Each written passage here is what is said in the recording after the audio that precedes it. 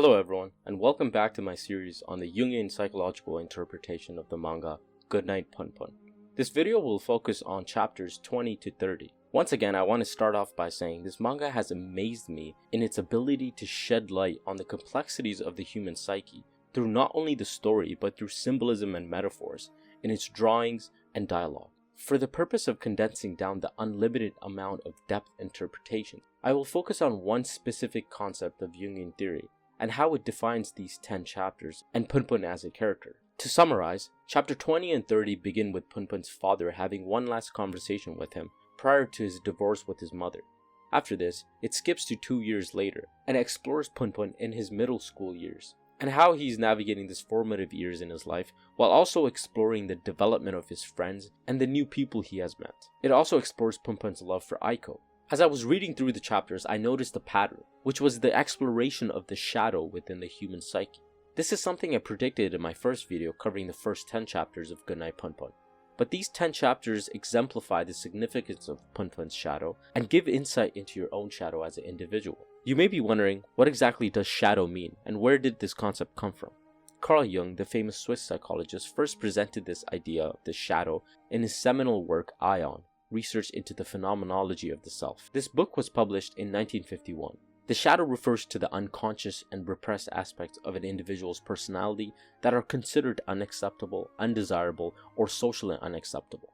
These can include qualities, desires, or impulses that the person consciously rejects or denies, often due to societal or cultural conditioning. Jung developed the idea of the shadow through his exploration of dreams, active imagination, and personal analysis. He recognized that individuals tend to project their disowned and unrecognized qualities onto others, often seeing those qualities as negative or threatening. Jung believed that the integration of the shadow is crucial for achieving psychological wholeness or self-realization. Though well established within psychology as a field of study, many therapists have no idea of this concept, and many individuals never hear or interpret this concept for their own self-growth. Now let's explore how Punpun's shadow emerges throughout these chapters. The first instance of the representation of his shadow is in a symbolic manner in chapter 21, when Punpun is sad about his unresolved feelings for Aiko, and as he is walking home, his father comes to see him. Immediately, you see Punpun's reaction. Something so far within the manga has never been seen. He's extremely excited to see his father. But the interesting aspect is that for the first time, Punpun's conscious expressions and reactions align with his unconscious. You can see this as in both panels, he says, "It's Dad." We can take the black panels throughout the manga as a representation of his unconscious, or his unconscious thoughts. This scene speaks to the unrecognized and unintegrated aspects of his desire to see and be close with his father, something that he is unable to share with anyone, including his mother, due to his mother's hatred for his father. These feelings are pushed aside and ignored, which become a part of his shadow. Following this, we get another interpretation of the shadow, and the responsibilities of the father to help his child explore his unconscious. Punpun and his father are talking, and all of a sudden his father begins to open up to him about his thoughts on girls, his aspirations, and his flaws as a human. He acknowledges to Punpun the realities of life, and Punpun is immediately attracted by this, as his father asks him, "Am I boring you?" And he states, "No, I understand completely." This conversation at its face value can be interpreted as a father connecting with his child, but this would be rather a simplistic interpretation. It is best interpreted as the father's role within the development of the child's psyche, and more specifically, how the guidance of the father helps the child develop his conscious awareness of the flaws, inadequacies, and hidden desires he possesses, thus shining a light into his shadow and pursuing what Jung would call the individuation process, the process of being that leads to psychological wholeness. Also, the symbolism in this scene is interesting. As Punpun is speaking to his father, and his father opens up to him, you see a crew of male athletes doing their practice run. This can be interpreted as a symbolic representation of the archetype of the father. A father's role is to instill notions of assertiveness and to be a guiding force for his son, and this is represented by the discipline and masculinity that is inherently present in a group of men pursuing a common goal of achieving success through routine jogging. The next panel shows a group of females running by, and his father who is distracted by the females. This is symbolic in the need for a father for guidance for males on how to interact with females and to shape themselves and understand their desires. It shows the importance of acknowledging what you feel in an honest manner and to the importance of primitive masculine desires. You also see the importance of incorporating femininity into the masculine self. As a male, it is imperative that you pick and choose to consciously incorporate femininity to gain its benefits in developing your psyche. This is symbolically shown as Punpun's father shows love to him. He sheds a tear as Punpun tells his father he found a new star and that one day he will take his father to that star. He also tells Punpun that he loves him for the first time.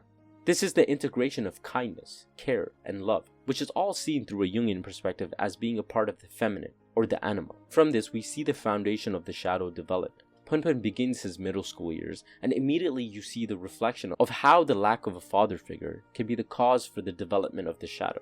The first representation of this is as Punpun sees the girl he loves, Aiko, with Yaguchi, a senior from his school, and they are holding hands. He begins to feel sadness, but decides that I will ignore these feelings and avoid the reality of Aiko being in love with someone else. He gets the opportunity to speak with Yaguchi, and after speaking to him, he realizes that he also is in love with Aiko, and he himself has his own problems he's facing, and is truly a kind person. Here you see the emergence of Punpun's shadow, which is represented through the image of the god. God represents a variety of things within the manga. He represents the unconscious, the divine, and the ideal. But within this chapter, we can see him as the unconscious aspects of Punpun that he denies, which is his shadow. You then see this panel, which is a great representation of what I have stated so far. You see Punpun's unconscious in the form of God speaking, where he states, "Wow, Punpun, you sure are one nice kid," almost to the point that it makes me want to throw up.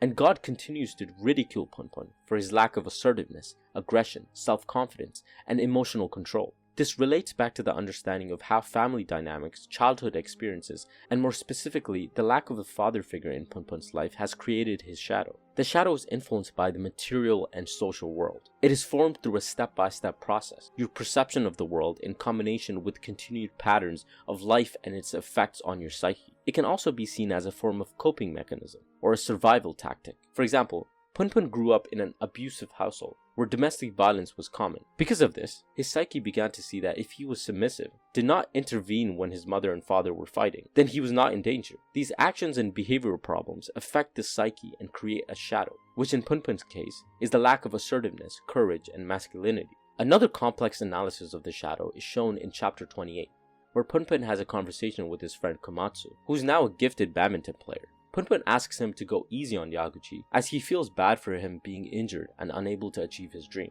Komatsu immediately replies with a philosophical state, saying that the ideological nature of Punpun in his pursuit for equality is foolish, as it removes individuality from people. He continues to state that humans must battle and be in a competitive state in order to be truly free and to live a life full of meaning and purpose.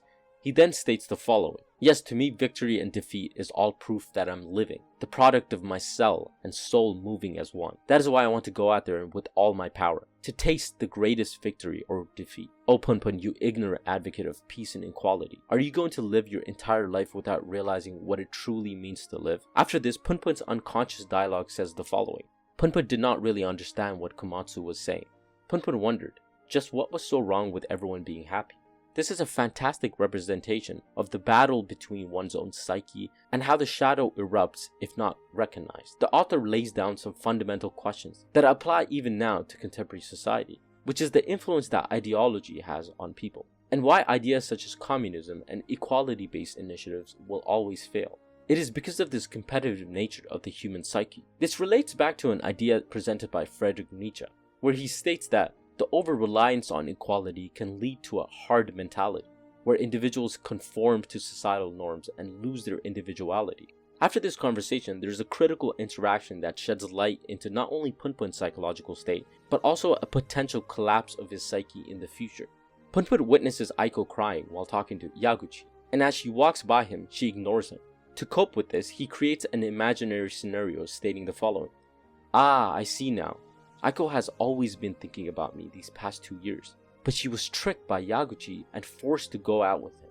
And if she talks to other boys, Yaguchi will hit her. No doubt about it. This must be why." Punpun internally knew this was a lie and something his psyche conjured up to make him feel better. This scene is important as it shows how the lack of recognition of one's shadow can lead to a dramatic way of expressing the shadow in the future. For example, Punpun instinctively goes to physical abuse as a solution for why Aiko is with Yaguchi. This reflects his past experiences viewing physical abuse in his household. Also, he puts the blame on Yaguchi, even though he knows he's a kind individual. he still believes he is capable of physically abusing a female, while he himself is not. And he conjures up this scenario to make himself feel better. This is symbolic in showing that if the shadow is not recognized, you yourself may lean onto the shadow to make yourself feel good. This is also a great example of individuals who grew up seeing abuse in their families. One of the reasons why such individuals may become abusers themselves or be stuck in abusive relationships is the lack of recognition of their shadow,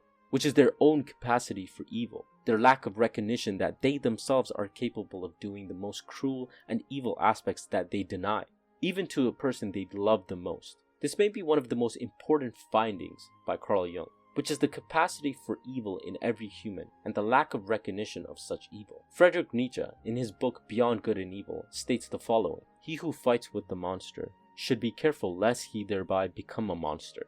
And if thou gaze long into an abyss, the abyss will also gaze into thee." This quote emphasizes the idea that individuals have the potential to exhibit both positive and negative traits. It cautions against engaging in conflict or immersing oneself in darkness without being mindful of the transformative effect it has on one's own character. It also outlines the importance that an individual must place to become conscious of the nature and the ability to do evil given the complexities of being a human. I can predict from this simple panel within the manga that as I continue to read, Punpun will showcase his darker side of his shadow, and it will come out specifically towards Aiko. Currently, he's a slave to Aiko's thoughts, emotions, and behaviors, but his shadow of dominating, controlling, and abusing Aiko is inevitable if he does not integrate such thoughts into his conscious psyche. This acceptance of the darker side is shown clearly as these 10 chapters come to a close. Punpun musters up the courage and tells his friend Yaguchi that he is in love with Aiko. We see the representation of this as a profound moment, as it's the first time Punpun has consciously integrated his shadow. He notices the guilt, anger, frustration, and sadness he felt for not only the thought of Aiko being in love with someone else, but the thought of hurting Yaguchi with the truth. But regardless of this, he tells him. You then immediately see for the first time, Punpun is drawn in some detail, as his eyes are shown, which is a symbolic representation of seeing into the true self, and more clearly, the integration of the shadow. Another interesting fact is that people tend to perceive as they accept their shadow self, things become happy and you gather a profound understanding of who you are. This is true, but at the same time it is followed up with fear and at times a cruel realization of redefining your entire identity. This is represented through the agreement Punpun and Yaguchi make, as Yaguchi wagers who will get the chance to be with Aiko and to protect her, on if he wins or loses his upcoming badminton tournament. This is symbolic for the journey that one must take, not only with the process of understanding and uncovering their shadow, but even after your conscious awareness of it. Following this, you see another integration of the shadow, which is aggression. You see that Punpun is sad, but also angry, at the idea that he has no control over this bet that he just made. And even after confessing to his friend, he must sit and hope, and wait until Yaguchi loses his match. He battles an internal struggle of knowing Yaguchi as a good person, and the importance of his goal, but at the same time having the desire to be with Aiko. He must dive deep and understand that a part of him wants Yaguchi to lose, and a part of him is selfish. This is where he integrates aggression for the first time, as he kicks a can beside him in replacement of Yaguchi. It is a symbolic and metaphorical way of representing Punpun's choice of accepting his darker side, and wanting Yaguchi to lose. This is just for an instance.